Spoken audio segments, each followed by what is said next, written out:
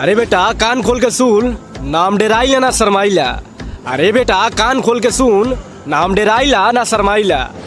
जात के बबुआ हैरान हई, अगर हमनी के ऊपर जे नजर उठावेला ना बिना छिलले बास घुसाइला। अरे बाप अरे सब कुछ अहिरता हो। अरे किसूतक सर की जगह देले याद रख बेटा, फलाइट ले कहीं मारत मारत गोड़ा तुरंत कर वो चुको।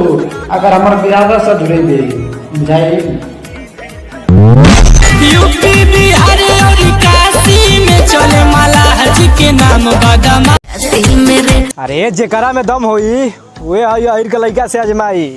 अरे जेकरा में दम होई वे हई अहिर के लइका से अजमाई। ना तो बेटा बिना मैटर के रेलल जाई। कारे मद चौथ दबंग बनते दो चार को घेर के कि कारे मद चौथ दबंग बनते दो चार को घेर के सब दबंग कल छूट जाई। हाथ लाग दे कोनो देवरियन के सेट से देवरिया ढेर बोलबे त ठोक दे। कि ज्यादा खून में उबाल हो गई हो तो आकर बुझा लेना। कि ज्यादा खून में उबाल हो गई हो तो आकर बुझा लेना। यादों है झुकने वालों में से नहीं, दिमाग में बैठा लेना।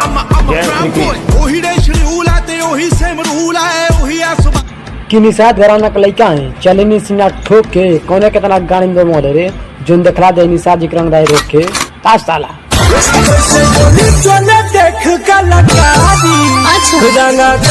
से सीख अरे सामने आवे के हिम्मत नहीं खे और मारे के बात करता रहा।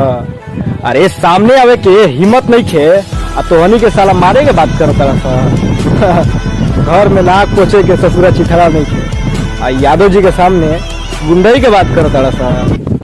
अरे बेटा टाइम ना लोग तो के मारे में कहाँ से जानता ना निषाद जी के बारे में।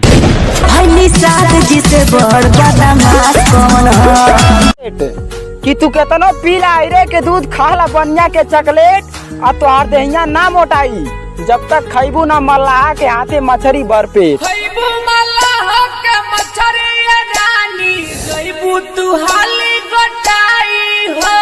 कि हमरा के ऐरा करे न बुझे नाम वाला हमारा हस्ती में तो के रंगदार देखे बा करे जा आजा निषाद जी बस। सोना के हुमारे ललक गई बादर तोहरे ल जाने कद फसबो।